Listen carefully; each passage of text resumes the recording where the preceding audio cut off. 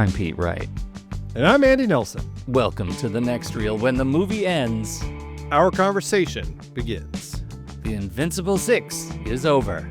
Wherever these people have gone, there's one thing we know for sure.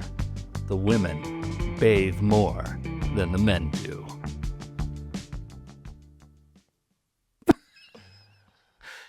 That was maybe the greatest mystery of the film, Andy, is who bathes more, the women right, or the men? Invincible Six. Boy, did I have never seen a film from director Jean Negulesco. Yeah, Jean, I'm not sure, but he's a big filmmaker. Pete. I know. Like, he's a hardcore. The big father filmmaker. of what was it? The father of CinemaScope or something or other? What is it? The feel around Godfather? Sense around King? The first real master of CinemaScope. Yeah, that's what I was trying to say. Yeah, that's better than what you were coming up with. Yeah. But mine, I mean, they were fine. So they're equal, yeah, I think. But like How to Marry a Millionaire. Yeah, Hugh didn't Moretz, see it. Johnny Belinda. Titanic, not A Night to Remember. This is the 1953 Titanic. He also did Roadhouse, not the 80s Roadhouse. This is the 1948 Roadhouse. Daddy Longlegs, Three Coins in a Fountain. And so very much a prominent Hollywood filmmaker of the 40s and 50s that still continued working all the way up to this point. And here we are in 1970, The Invincible Six. So all of those movies were on the list, and we picked this one to enter into the collection of Negulesco's films. Well, let's just say I didn't think Three Coins in the Fountain quite fit into the Seven Samurai family. I mean, I tried. I'm like, okay, let's see how, what is Louis Jourdan? What is his role in the scope? There's three coins, Seven Samurai, maybe the coins. No. Yes. Anyway. Each coin is a protector of the village. Yeah. So no, here we are adding to our Seven Samurai family series. This is let's see, we've done the Seven Samurai. We've done the Magnificent Seven. We've done the Magnificent Seven remake. We did Three Amigos. We did Bug's Life. We did Sholay. And we did last week, we just did Battle Beyond the Stars. Battle Beyond the Stars. So 7 films, and I'm wondering if we should have left it at 7 films. Because here we are with our 8th one. Yes. Invincible Six. Yeah. It is quite a movie. It is interesting for a number of reasons. I don't think any of those reasons are what we actually see on screen.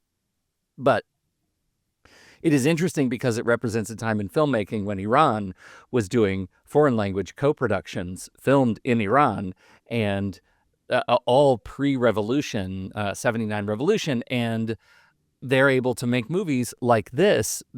And I think that's fascinating because this is not an Iran that we've seen for a number of decades since in our lifetime,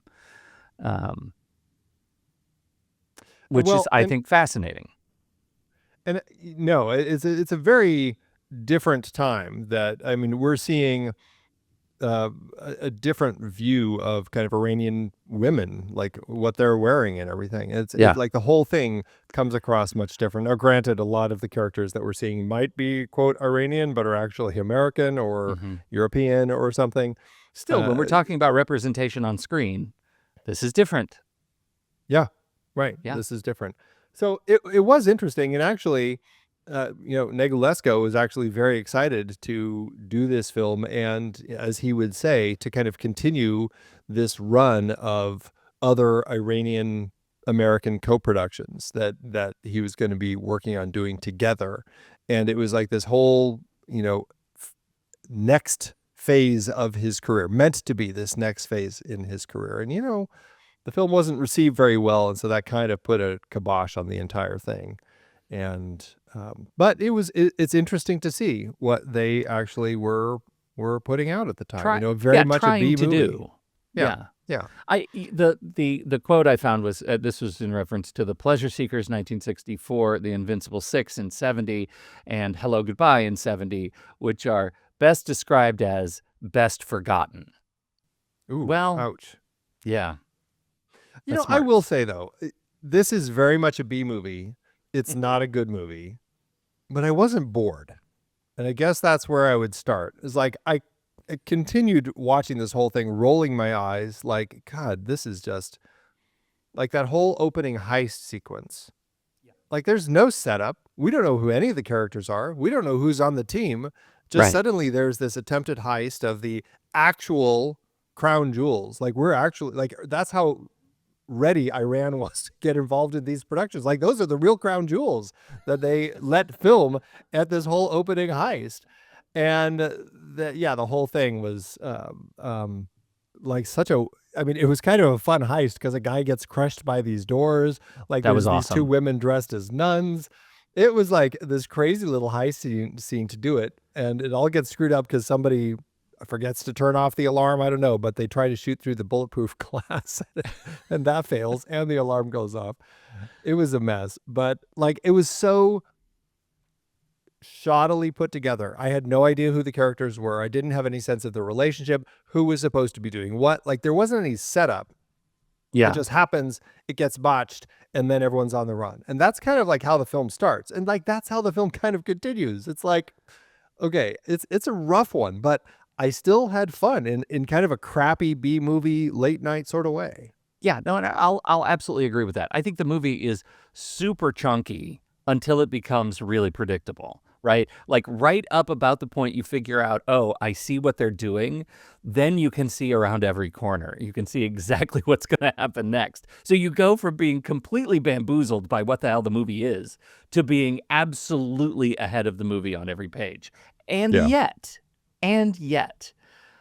by the time we reach the final shooting of the principal bad guy on the hangman's DS, and he's shot 19,000 times before he falls. I thought that was the biggest swing this movie could possibly make, and I was in it. I just feel like this is going to be one of those movies that does get a heart from me, even though its stars will be probably served to others on Letterboxd. It's not a great movie, but when he dies, it earns a lot back for me. It's bonkers. Yeah, it is pretty bonkers. And I will say, we should go through the actual Invincible Six because they built a team. They ended up building a team. They did. Well, Are we start any with of them memorable to you? You know, I mean, I can remember who they are, so I suppose that counts for something, right? Quite literally. like we start off with our initial three from that first botched robbery. We've got we've got Tex and Ronnie as the two. I guess I'll just kind of say the main characters from that first robbery. They are on the run. They end up going to some little town where they're going to meet Mike, their mechanic, who was part of that first robbery as well. We also end up following Giorgio, an Italian who is we meet him and we know he's already in a stolen vehicle. He's in a stolen Jeep. He's putting paint on all the information that would give him away, and he's trying to hide it all so that he can get through the checkpoints. And so we see him, and he ends up like the police are like, "Hey, we're looking for this guy." It's an Iranian guy. This is our very prominent, I believe he's a fairly prominent Iranian actor, Barus Vasugi. He plays Jehan. And so he finds him on the street and he says, "Hey, you're wanted. Come on with me." The two of them go off. They end up at the same cafe as that first three. And through a little, created situation, they end up kind of getting a ride from them working together. And then on the road, they end up coming across Baron Karl von Bitterhofen. Right. Curt Jurgens. Right. We call him Fantastic. Stromberg. Yeah, he's fantastic, and so that's kind of our team, and he he comes across like I'm this barren, I'm this rich guy, but when he drops his bag, it's full of like gun and objects to like break into safes and all sorts of stuff. So Yeah. like, okay, I think we're on the same page. Now we have the team. That's so yeah, we do get kind of like that team building bit. And I think one of the things that this movie has, where it it does not live up to its own aspirations in terms of structure, script, plot, it does have a charismatic team. Well, first of all, I'm following Jurgens because of James Bond. Like, it was just Yeah. such a treat to see him in this movie, not as our villain, but I think Stuart Whitman and certainly Ronnie, Ian Ogilvy, are very charismatic people, and I will Yeah. just watch them bumble through this crazy script. I was in it for their weirdo relationship. Well, I think you can see why. I mean, they're not like top stars, but they're No, all name actors. They're they all certainly are. they do character parts. They're in B films, and this is certainly a B film. Jean Negulesco is directing. You can see them saying, "Oh yeah, I'll sign on to do that. Yeah, that could be fun." And even Elke Sommer, who plays Zari, she's also a prominent person who I think I probably remember from like some of the Pink Panther films and things like For that. But sure. she pops up in this as well, and so you're seeing faces you recognize. Oh, and I didn't even mention our villain, James Mitchum, Robert's son, one of Robert's sons. And James Mitchum. so we've got a lot of faces in this. Yeah. Yeah. James Mitchum. I mean, he's chewing up every frame that he is in. Not with his eyes, though. His eyes are pretty sleepy, just like his dad's. Yep. Just like his dad's. He's just, this movie is crazy. So that's essentially the plot that leads us into the James Mitchum is our bad guy, and he is terrorizing this town. Yeah. Well, and we should say like there is a little bit of a difference in the team building here, because this team is built to rob things. Like that's the purpose of this team. They're all bank robbers, thieves. Their intent is to, hey, you do this too, so do we. Let's all get together and we can go pull off some big job, is kind of their aim, right? Yes. Yeah. And so they go through a moment of hiding from the cops at one point. And again, that was another prominent moment where they're hiding in, I can't remember what the ruins are. I had it opened, but they're going off, and it's clear Iran is like, hey, yeah, you can film here. Just make sure you're filming in some of these spots, because we want to make sure that you're showing off the countryside, right? And some of our historic places.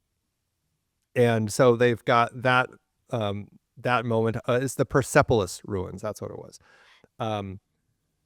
So they end up in this little town that's completely devoid of people, and they're poking around trying to figure out what's going on. They find out that there is this problem with these bandits and thieves, and they don't want anything to do with it. And so it's taking from the Seven Samurai concept and putting it into this, but then they're like, nah, good luck. And only the Iranian stays, because he's like, hey, these are my people. I need to stay and help them. Right.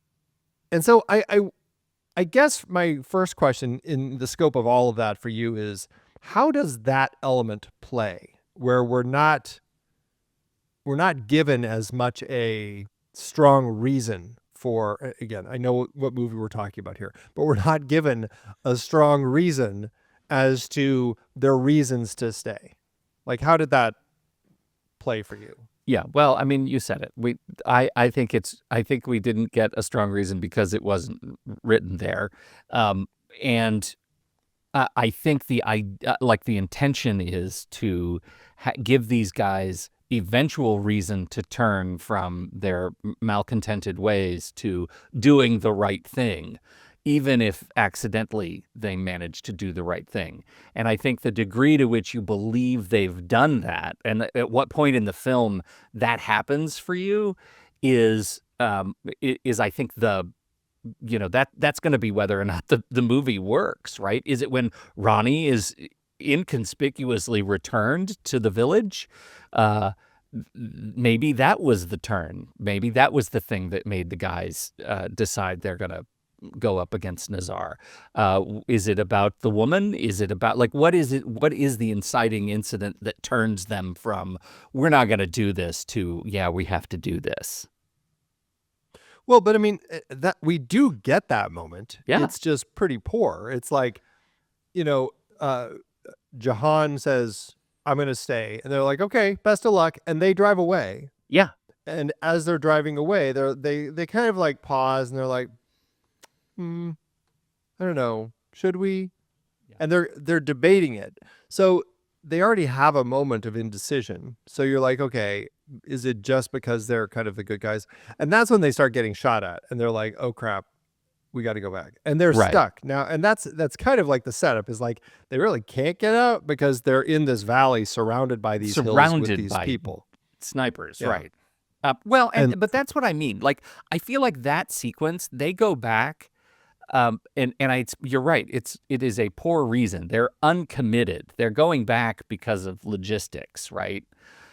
But at some point, it becomes a believable commitment to the village. Yeah. And that's the part that I think is the interesting one, right? Like, but I just don't know where it is. I don't either. I mean, I feel like Tex gets a good scream when Ronnie is dropped. Ronnie's body is dropped. Yeah. But that's like the end of the movie. That's like leading into our climax. Yeah. Right. Is that it? Like, I came away thinking, okay, now they're in it because now it's a vengeance story. Yeah. Why didn't this happen at about 30 minutes in? Right, because before that, I mean, they go up against the the villains, the thieves and bandits a few times when they come to attack, and then they hold them back, and they sneak out and wipe out a whole squadron or whatever. There's a whole back and forth that's going on. But I mean, I don't get the sense that they have committed, but I also don't get the sense that, like, I feel like they're having opportunities to sneak out and get past these guys, but never actually do. Mm-hmm. And so that's the thing. It's like, it's again, I think these are issues with the film. It's very wishy-washy in actually presenting us with any sense of reasoning or logic with the characters. Yeah, there are no strong bonds, I think, except for our initial three, maybe.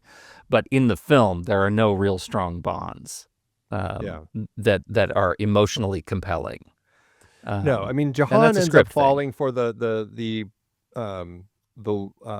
daughter of the police chief, so he's connected. And then I mean, Tex does kind of fall for Zari, the hot woman who teaches him how to eat. Teaches him how to eat. Hops in throws him in the tub. Yeah, a few moments. There's surprising. I don't know. Again, the fact that this is Iranian-American, I was surprised that we had some of the violence and nudity that we had. It's like, wow, okay. I guess they're not too concerned with some of this point in time. There is some reciprocal slapping, right? Like, Tex smacks her at one point during the dance scene when they have the drive-by. When she's crying, he hits her in the face, and then he shows up in her room and she smacks him. And he smacks her again. Like, there's a lot of smacking that feels inappropriate for people to do to each other. Yeah. When you're starting a relationship. Yeah. I guess it speaks to a particular type of relationship that you're looking for. Yeah. We call that the precoital slap, the precoital smack. Yeah. Which it was, troublesome treatment in some cases of the female characters. It felt very of its time. Yes, very much so. Yeah, very much so. Yeah. So we do get complications in the plot. Zari, as we find out. So they get to the village. Like, I guess we should say they get to this village and they find out that there's a dead body, Malik, lying in the, I don't know, in like a church or temple. And he's got this big mallet or he's got this big amulet on his chest. And they find out from the sheriff and his daughter that this was the leader of the bandits. He had been caught and killed and was brought back here because I guess this is where he's from. And his mother lives here and they're going to bury him. But these bandits are trying to steal his body. This is kind of the whole conundrum. The new leader, Nizar, James Mitchum's character, wants the body because it's like some superstition that the bandits have that the leader has to take the body of the other leader. I don't even remember. It was just a strange thing. They need to somehow get the body so that he can prove his leadership skills. Yeah. In reality, as we find out, he along with Zari and along with Malik's mom know that this amulet that he's wearing has a secret map in it to like this massive treasure trove. That might be the reason that our group stays, because they find out there's treasure. That is so subtle that before you said it, I'd forgotten that was there. This was the sequence where he says, there was a discussion. He says, well, we need the body. Well, the body's buried. Well, dig him up. And then they start fighting. They go fisticuffs. Right. Yeah. Seems a little out of the blue, the fisticuffs, until you remember there's a map on the amulet. Yeah, like that's what it's all about. And Zari wants it because she wants the money. Yeah. And she's, I don't know. It's an interesting element. And Nizar also, because Zari was Malik's woman, Nizar feels he has a right to have her as his woman now too. And she apparently had kind of also been his woman, but now she doesn't want that anymore. And she likes Tex. And so, yeah, again, a lot of things that are plotted, but only feel plotted. They don't feel like I'm buying into the character motivations behind any of it. Yeah. That's the struggle with it. That's a struggle in every sequence. Yeah. I wonder though, like, how much of this movie do you think is built on its really kind of compelling technical effectiveness, right? Like, certainly budgetary limitations, but I do think the look and the location really serve the film. There are some really interesting uses of shadow, incredibly bright highs and very visceral darks, even in the outside sequences, that I think play for often a good-looking scene, even if what's happening in the scene is not that great. Watching this film was frustrating because the only version is a crappy 4:3 VHS rip of the film. Knowing that this film was shot in 2:3:5:1 aspect ratio, knowing that Negulesco is called the father of CinemaScope, I can't help but feel that there's it's not a great film, but there's an opportunity for a restoration just so we can see how this looks. I can imagine that this is a kind of a beautiful looking film. Like, we're seeing some incredible landscapes. I already mentioned the Persepolis ruins. We're seeing a lot of images that clearly were shot widescreen that are now getting cropped. I didn't even notice pan and scan. It's just once you get to the credits at the end, everything gets squished because they got to squeeze it all in there. And so there are some funny sequences though of pan and scan, like, because the blocking is hard to do when you have 6 people in a Jeep, and there's an entire sequence in the woods where you're looking at the whole crew, and I think it's the Italian who's talking, and he's in the front passenger seat, and the entire frame crops him out as he's speaking. I thought, okay, this is it. This is the problem that we're experiencing right now. Yeah. So that's, it's a problem. It's not, it's not great. And so to your point, I do feel like there was enough in here that looked like this would be a really surprisingly probably good looking film for as B-level as it is, if it were given the chance to actually, be shown properly. Yeah. because I think the film, maybe I'm giving it too much credit, but I think the film takes advantage of its location really effectively. I think they shooting in these locations across Iran, it looks good. It looks cool. It looks compelling. It looks of a piece to the story they want to be telling here. And so I was definitely on team location shooting. Like, this is better than a backlot. It's based off The Heroes of Yucca by Michael Barrett, which was actually set in South America. It is pretty similar. It does sound like the story sounds fairly similar. 6 men in a stolen Jeep arrive at the deserted South American township of Yucca, where they find a gallows and a dead man lying in an empty church. And so the story is very, very similar. It sounds like the book really kind of pulled straight, or the script pulled straight from that, other than perhaps that opening failed heist attempt. But do you feel that matters, that we're moving this? Because, I mean, yeah, Iran looks great on film here. Do you feel it matters having this moved from somewhere in South America to Iran? Or is this fine telling this anywhere? I think it's fine telling it anywhere. I only thought about that, wondering, like, this was really supposed to be taking place in the old West, South America, Central America, old West Americana. Yeah. Because it's in Iran and it looks so normal to me for a Western. Like, it has all of the aesthetics of a Western film. I did not notice a lick. You tell me it was supposed to be shot in South America. Sure, I don't think it matters at all that it was here. Not even a little bit. Yeah, I definitely think. Well, I suppose in the scope of this Seven Samurai family, I mean, you can take this and kind of put it anywhere, and it works. Whether it's a farmland, a farm planet, whether it's a little bug area, Mexico, the Old West. I think it's become kind of this universal story that can be transplanted anywhere. Anywhere there are bullies.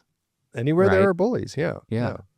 So I think it plays fine. And shooting it in Iran gives them the opportunity, like you said, show some interesting landscape. Yeah, for sure. Yeah. Okay.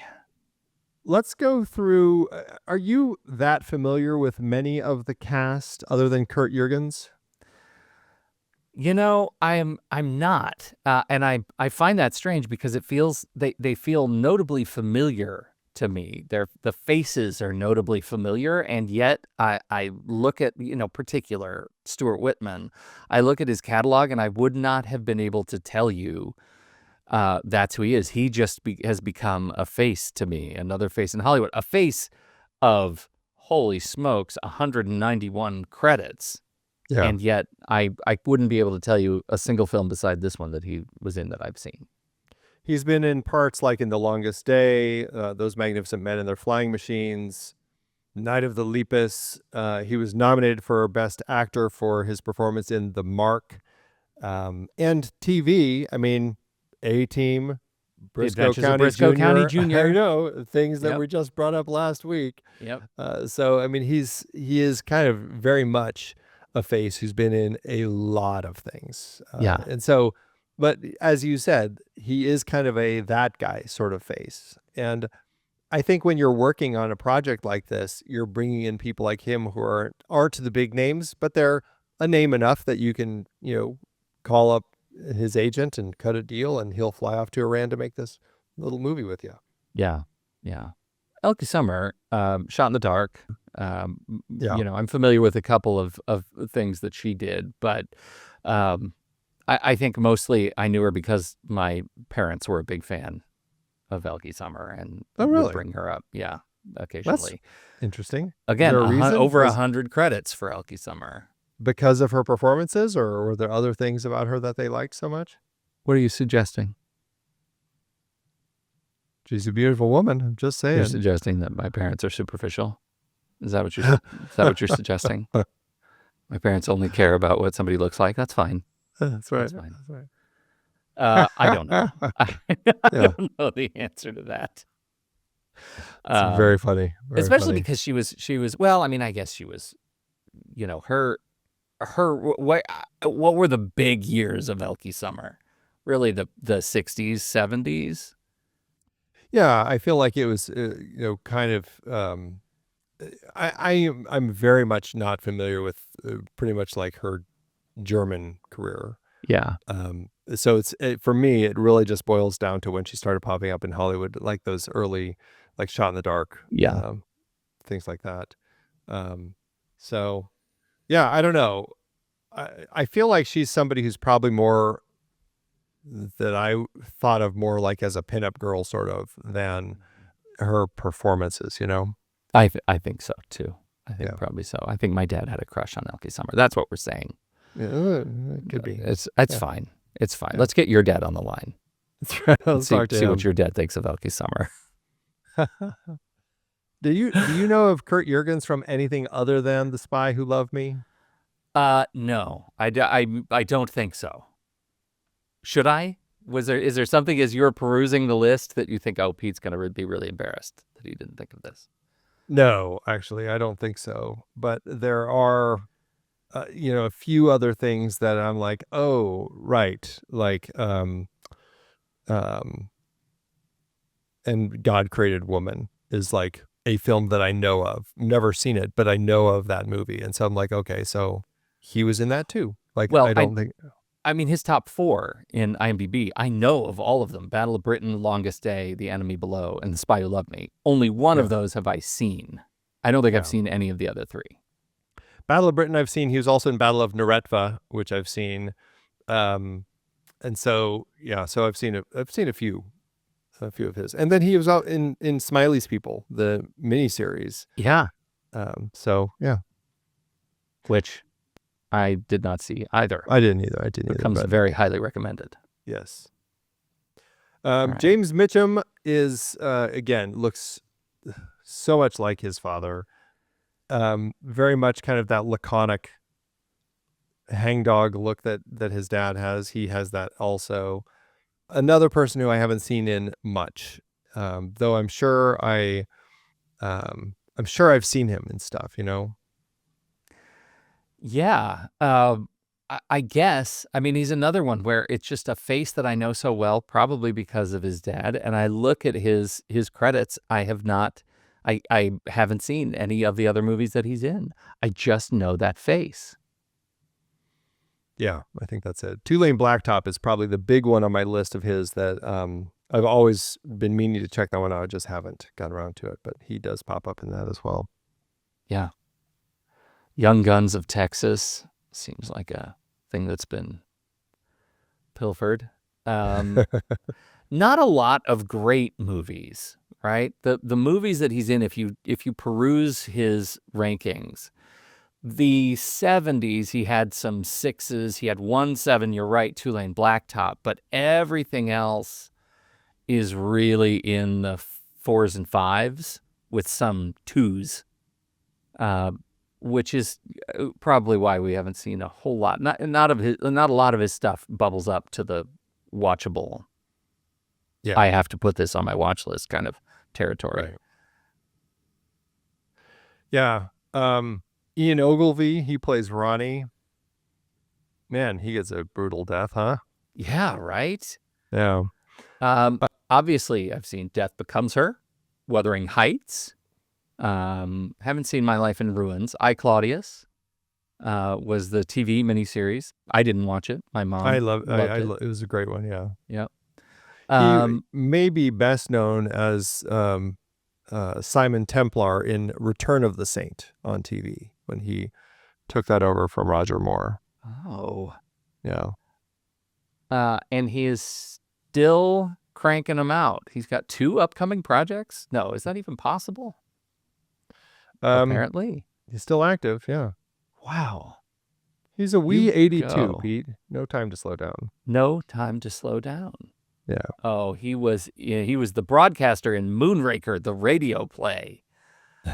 Yeah, he's done a lot of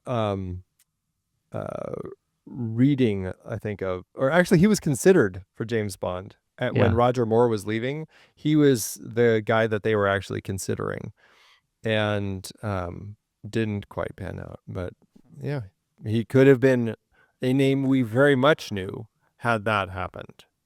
I definitely like him in this film. I think he is. You can see the charm, the charisma. He has a little bit of what Robert Redford has in Butch and Sundance, right? He's got just a little bit of that wit, that charm, that sandy, blondish brown hair. Yeah, good-looking Western guy. I think that he does great for it. You know, he's again, they're not asked to do a lot in this one. I think he's fine. You know, I had mentioned that Behrouz Vossoughi is a prominent Iranian actor, and also still very active. And he's been in quite a bit. I'm trying to see if there's anything that he was in that I talked about when I did my Iranian New Wave conversation over on CinemaScope. Oh, right. I'm not seeing anything, but there is a film that he did called Gaysar, which I know we at least discussed. We brought up, but we didn't discuss it as one of the films specifically. But so, yeah. You don't want to try and shoehorn this into Iranian New Wave Part 2, do you? Yeah.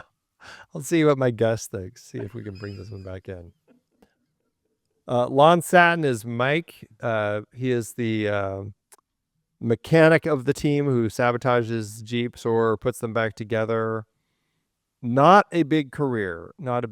He does pop into Live and Let Die and Revenge of the Pink Panther, but really, I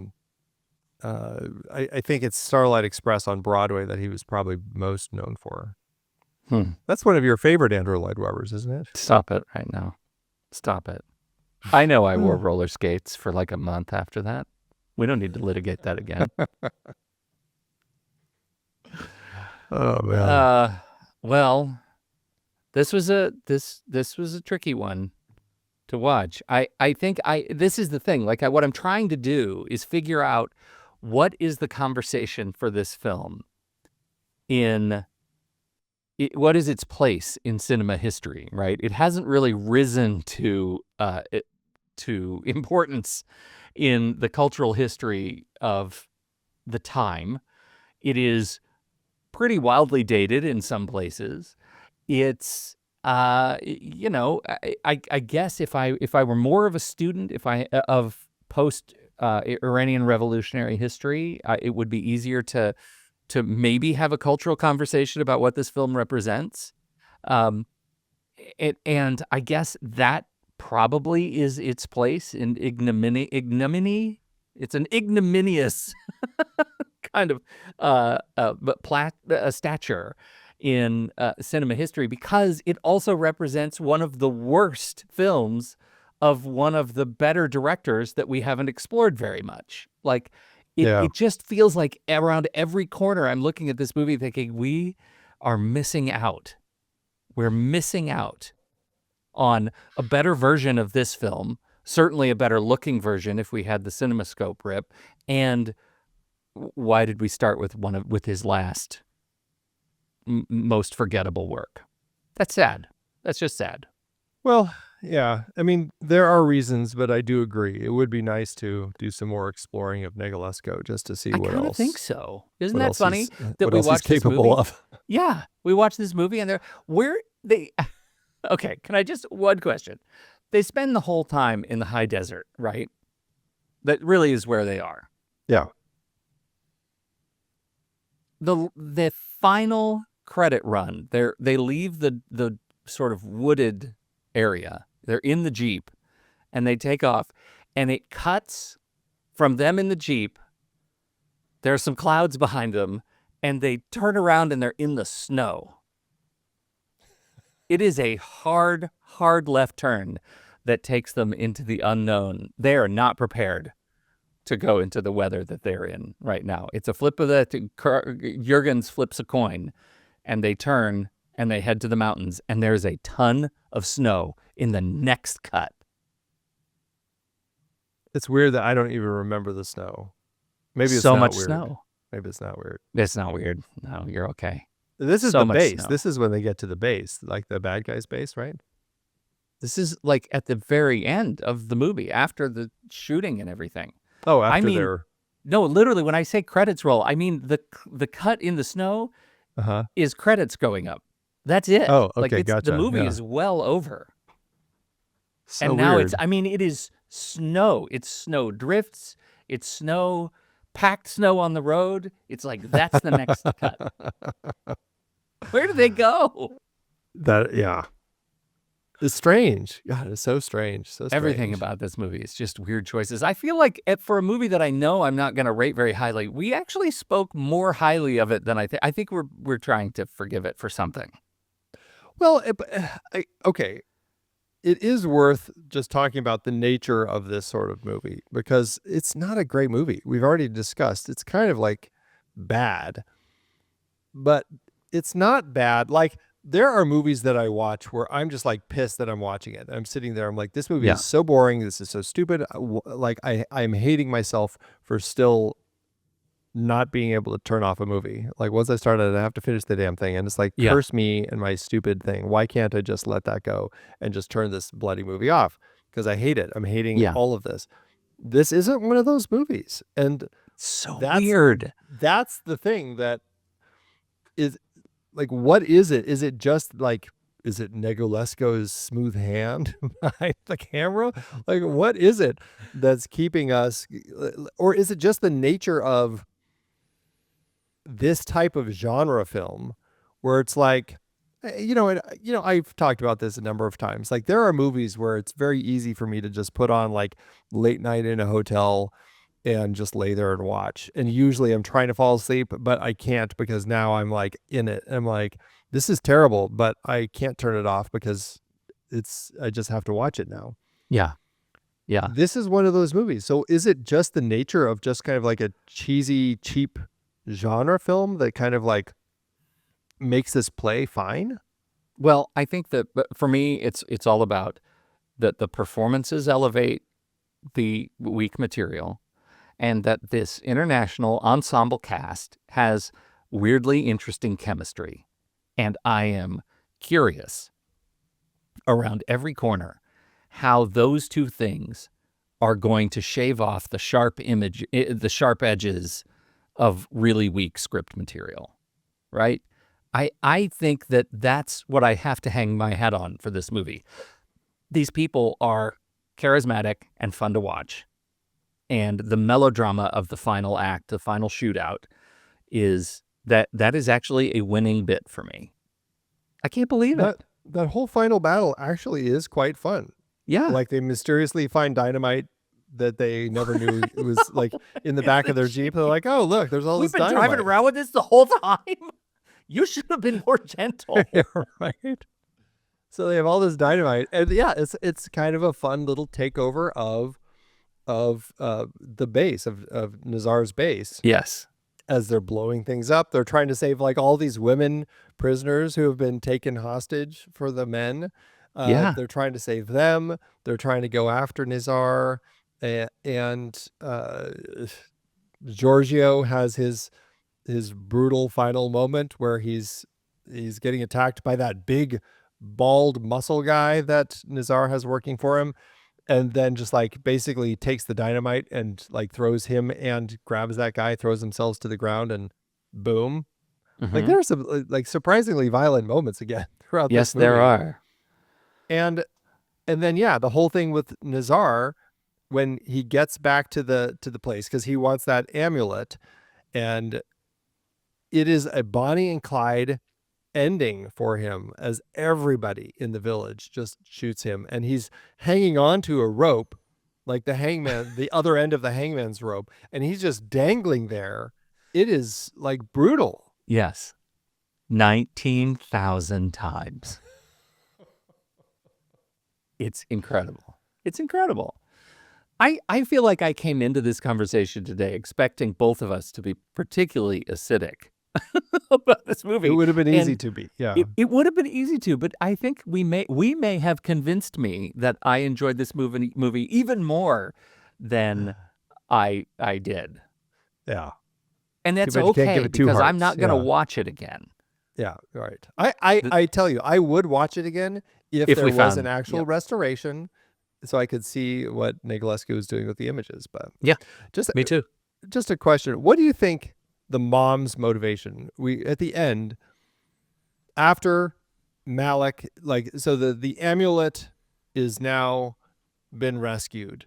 Zari is trying to get back to their village to get it, but Malik's mom has it, and she pulls the map out, looks at it, and then throws it in the fire, and then pretends she's like mourning over Nizar's body.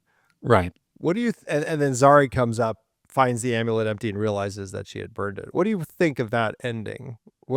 Are we meant to think mom is in it for herself and she's going to make off with all the money? Because she looks at it like she's like, I'm going to memorize this real quick. Or is she just like, no, nobody deserves this. Let it die with my son. What's your read? Oh, Andy, God damn. Did you not think maliciously of mom? I hadn't, not at all. And now it's all I can think about. If she didn't look at it, I wouldn't have thought it. But she literally like opens it up and looks at it like, I'm memorizing this real quick, and now I'm going to throw it in the fire. Yeah, I'm going to throw it in the fire. I'll be the only one who has it. Nobody else is going to. Well, now that, of course, is all I thought. Originally, I thought, well, look at Mother. She opens it up, notices that it's the map, and chooses to burn it to protect the village. Now they don't have anything. There's no way anybody's going to get there. But of course, I'm sure you're right. She's Malik's mother. Like, of course, that's what she's going to do. I hate that exists in my head now. Yeah, I know. Of course, I'm supposed to feel this way. That is the sad truth. Sad truth, yeah. All right. Well, it's an interesting one. I had a fun time. I had a fun enough time with it, surprisingly. Didn't like it, but I did have a fun enough time with it. Yeah. Fun one to talk about, and an interesting way to end this particular series. Well, let me ask you, as a palate cleanser, what would you recommend is the next film that someone should watch if they like this vibe? Maybe it's another Seven Samurai movie. Maybe it's another Negulesco film. Maybe it's just another film where moms betray everything for the treasure. Interesting. I am going to go. It's hard for me to seriously recommend going from this and jumping into like Seven Samurai or something. Like, I just don't think that that's really going to be the vibe. If you enjoyed this and you're ready for something else, I'm going to say Three Amigos. Actually, I'm going to say stick with the theme, but do something that is also pretty fun. Okay. Yeah. All right. I think that's where I'm ironically, I might say watch these in reverse and go watch Battle Beyond the Stars. Like, it's different enough and crazy enough. I would say that if you are exploring the movies of the Seven Samurai, with some frequency, you should go back and watch Seven Samurai, because you've got to reset expectations around what these movies are trying to do from time to time, because some of them just come off the rails. Yeah. So very true. All right. Oh gosh. That was fun. Fun movie. Great chatting about it. And we'll be right back. But first, our credits. The next reel is a production of True Story FM, engineering by Andy Nelson, music by Alter, The Magnetic Buzz, Dan Zaitun, Oriole Novella, and Eli Catlin. Andy... Andilly. I was so relieved that I could get through all the names. I actually get to Oriole Novella and I'm relieved. Like, that you didn't plant a name bomb for me. Yeah. And then I screw up your name. Right. Andy usually finds all the stats for the awards and numbers at the-numbers.com, boxofficemojo.com, imdb.com, and wikipedia.org. Find the show at truestory.fm, and if your podcast app allows ratings and reviews, please consider doing that for our show. This is me, I believe, this right? Is you, right? Letterboxd.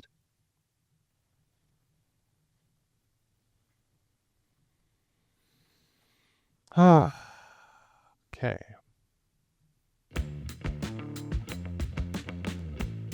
When you're on a mission to explore the vast world of cinema, you need a reliable partner by your side. A sidekick that's always ready to help you navigate the twists and turns of the film landscape.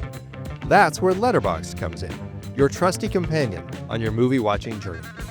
Letterboxd is here to help you plan the perfect cinematic heist. Whether you're tracking down hidden gems or exploring the latest blockbusters, Letterboxd is your go-to resource for all things movies. With Letterboxd by your side, you'll have access to a wealth of knowledge and tools to help you assemble your crew and plan your next movie-watching adventure. From personalized watch lists to in-depth reviews and discussions, Letterboxd is your secret weapon in the quest for cinema greatness. And here's the best part. We've got an exclusive deal that's as tempting as a glittering diamond. Head over to thenextreel.com/letterboxd or sign up directly on Letterboxd and use the code NEXTREEL to score a sweet 20% off your membership. This code works for both new signups and renewals, so everybody can join the crew. With a Letterboxd Pro or Patron membership, you'll unlock a treasure trove of features like ad-free browsing, personalized stats pages, streaming service notifications, and so much more. It's like having a master plan for your cinematic escapades, all at your fingertips. So what are you waiting for? Gather your crew and join the Letterboxd community today. With Letterboxd as your trusted ally, you'll be ready to take on any movie-watching mission that comes your way. Visit thenextreel.com/letterboxd or sign up on Letterboxd now with the code NEXTREEL and let the heist begin. You can tell I didn't have a lot of energy when I note no funny voices then. I know. No funny voice. Yeah. Yeah. Don't worry, Andy. I got you.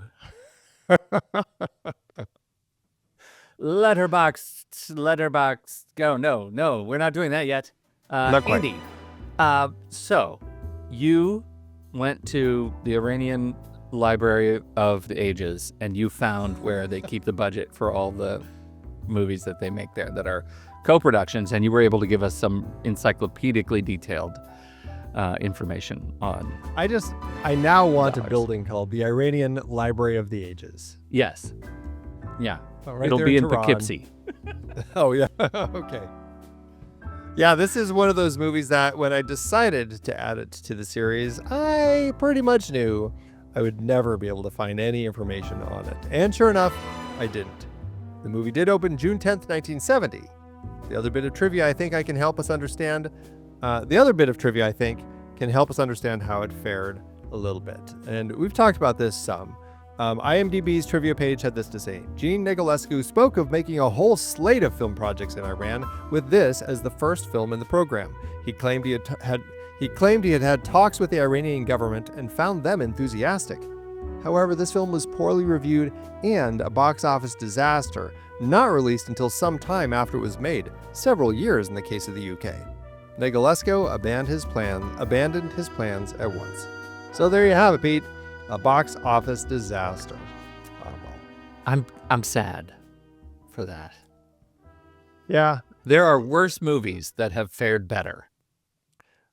This is something, there is a whole slew of boutique distributors out there right now with quite an odd slate of films that they are restoring and re-releasing. And a lot of those I like less than this. I would say This is something, sure, give it a nice restoration, put it back out there. Let people enjoy it for what it is. You know what they're doing? At the Sphere in Vegas, right? Are they going to show this? Are they doing the 3D or the AI expansion of the AI expansion, right? Like, this is a movie that if we can't find that CinemaScope or VistaVision print, we're going to be able to AI it probably in real time in no time. The planet will be on fire, but we'll be able to do real time frame expansion. When they get to doing that with the Invincible Six, it might just be the end of the world. Yeah. All right. One thing I would like to call out, just so everybody knows behind the scenes, Andy, so that he doesn't have to be burdened with this, has completely removed my cue to ask him about awards. Take that as you will. Yes, and I will just say, I can't believe I'm saying this. I enjoyed my time talking about this movie. Probably more than I enjoyed watching it, but I did enjoy it. Yeah, it's not a long movie, so it's an easy one to just roll by. For sure. It's Yep. I mean, we talked about like the sloppiness of that heist. We also have the really sloppy backstory and flashbacks of Jahan. I'm like, did he just kill his wife? Who is he killing? What just happened there?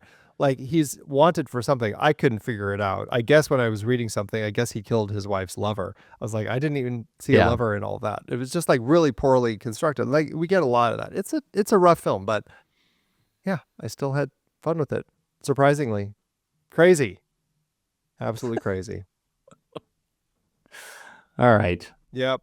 Well, that's it. That's the end of our conversation about this movie. That's the end of our return to our Seven Samurai family series. And next week, we kick off a very brief one-film return to our Ricardo Darín series. That's right. We are talking about our favorite Argentine actor. We're looking at Fabian Bielinski's 2005 film, The Aura. We'll be right back for our ratings. Like water to a man in the desert, that Ricardo Darín. Okay. I watched that, and because I just couldn't get enough of him, I'm like, I need more Darín in my life, so I watched another of his films, The Summit. I saw that. Did you like it? Less than The Aura, but it's interesting. It has its moments. Okay. Are you ready? Here we go. I am ready. Hi, I'm Giorgio's cousin Marco. You probably don't remember me from the Invincible Six because, well, I was in the bathroom when everyone left for the jewel heist. And honestly, it was the best bathroom break of my life. While those guys were out there dodging the police, fleeing into the desert, getting shot at by the bandits, and defending a village from James Mitchum, playing an Iranian warlord. I was safe at home, enjoying my podcasts. Specifically, I joined the Next Reel family of a film podcast membership program. For just $5 a month or $55 a year, I get access to 5 amazing film podcasts. The Next Reel, that's this one, Sitting in the Dark, The Film Board, CinemaScope, and Movies We Like. I get bonus episodes, I get early access and ad-free versions, I get my own personal podcast feed. I feel so special. I get access to the live stream recordings and exclusive Discord channels if you want to get your chat on. Plus, and this is key, nobody shoots at me. Sure, those guys got to be heroes and everything, but I got to avoid heat stroke in the Iranian desert and directly support the podcast that I love. So you head to truestory.fm/join. That's truestory.fm/join. And become a member today just like I did. Trust me, it is way better than defending a village. Sorry, Tex. It's just way better.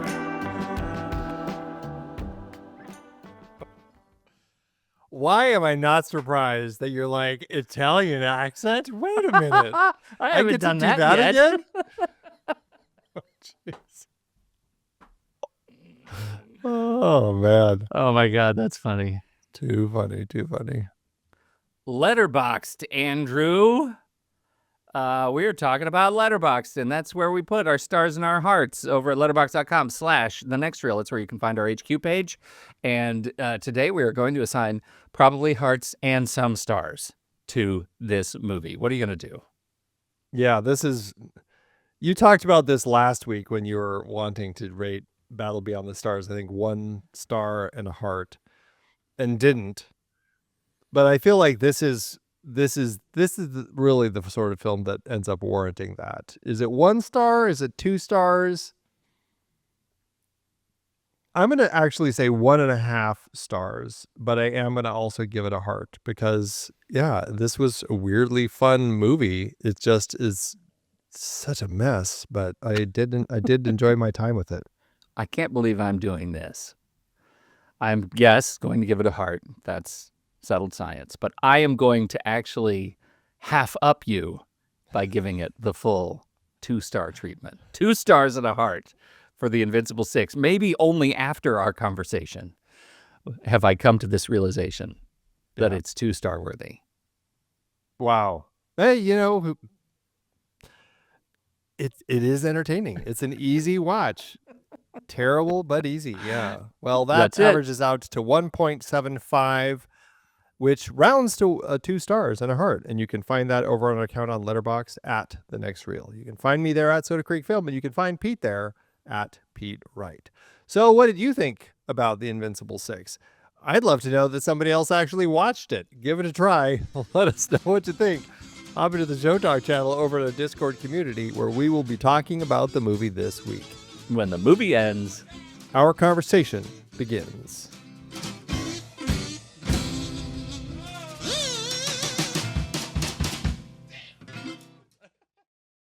Letterboxd giveth, Andrew. As Letterboxd always doeth. Not a lot of choices this week. Not a lot of choices. That's very true. The film has been marked as seen by a total of 64 people over on Letterboxd. Yeah. And of those, 1, 2, 3, 4, 5, 6, 7, 8, 9, 10, 11, 12 people have written a review. Yeah. Not very many. Not very many. And yet...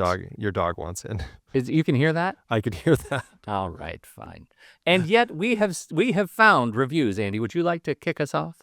I would love to kick us off. I went for the same rating that I did, although no heart. Evan Kendall, 1.5. No, sorry, that's not Amos Healy, 1.5, says, this feels like a random VHS movie your grandma would have.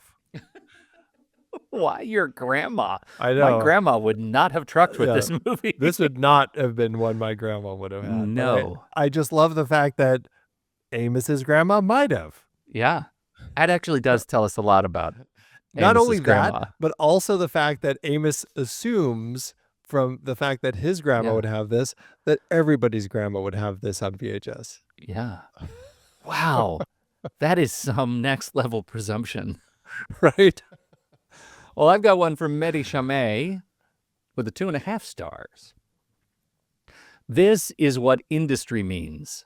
Someday you wake up with the ring bell of some postman who brought you the script to the latest Jean Negulesco movie based on Seven Samurai with elements of Western genre, which will be shot in your home country, Iran, and you'll be co-starring Stuart Whitman, and of course, your people can watch it in theaters. Man, I really miss those days. Today's cinema is just governmental sack of poop.